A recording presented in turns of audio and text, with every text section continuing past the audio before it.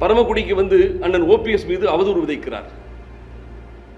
42% மக்களின் ஆதரவோடு முதல் தர்ம யுத்தத்தை அண்ணன் ஓபிஎஸ் நடத்துகிற போது எடப்பாடிக்கு அவரது ஆட்சிக்கும் மிக பெரும் ஆபத்து வந்தது. அன்றைக்கு திரு தங்கமணி, திரு வேலுமணி எப்பொழுதுமே மூலவருக்கு முன்பு துவாரபாலகர்கள் என்று 2 தெய்வங்களை நீங்கள் கோவிலில் பார்க்கலாம். அதுபோல எடப்பாடிக்கு எப்பொழுதும் துவாரபாலர்கள் இந்த 2 மணிகள் இருந்தார். இந்த 2 மணிகளும் அன்னைக்கு அண்ணன் ஓபிஎஸ் அவர்களுடைய மகள் வீட்டுக்கு வந்து கையை பிடித்து, அம்மா அமைத்து கொடுத்த ஆட்சி என்ன, அந்த ஆட்சி கவிழலாமா, நீங்கள் தயவு கூர்ந்து தர்ம யுத்தத்தை முடித்துவிட்டு நீங்கள் வந்து சேருங்கள் அண்ணா, எங்களை நீங்கள் ஆசீர்வதிக்க வேண்டும், இந்த ஆட்சி தொடர வேண்டும் என்று கையை பிடித்து கெஞ்சி எடப்பாடியினுடைய தூதுவராக தங்கள் ஆட்சியை காப்பாற்றிக் கொள்வதற்கு அண்ணன் ஓபிஎஸ்ஸிடம் நாடியவர்கள் அவர்கள்.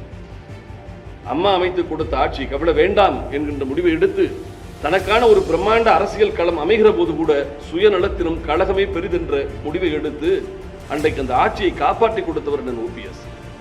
ஆனால் எடப்பாடி சொல்கிறார் அவருக்கு 3% தான் ஆதரவு. நான் கேட்கிறேன், ஓபிஎஸ் அவர்களுக்கு 3% ஆதரவு, உங்களுக்கு 97% ஆதரவு இருக்கின்றது சொன்னால் எதற்காக 15 இடங்களிலே அதிமுக 3ஆம் இடத்திற்கு செல்ல வேண்டும்? எதற்காக 8 தொகுதிகளிலே அதிமுக கட்டுத்தொகை இழக்க வேண்டும்?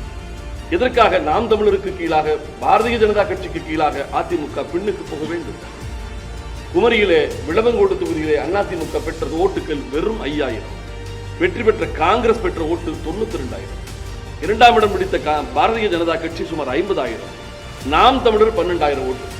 30 ஆண்டு காலம் தமிழகத்தை ஆட்சி செய்த அதிமுகவை 5,000 ஓட்டுக்குள் ஒரு சட்டமன்ற தொகுதியில் முடக்கிய ஒரு படுகொலியிலே அதிமுகவை தள்ளிய படு பாதகத்தை செய்த திரு பத்துத்தோல்வி பழனிசாமி அவர்கள் அண்ணன் ஓபிஎஸ் அவர்கள் மீது பொய்யை கலந்து அவதூறுகளை ஊர் ஊராக சென்று விதைப்பதை நிறுத்திக் கொள்ள வேண்டும்.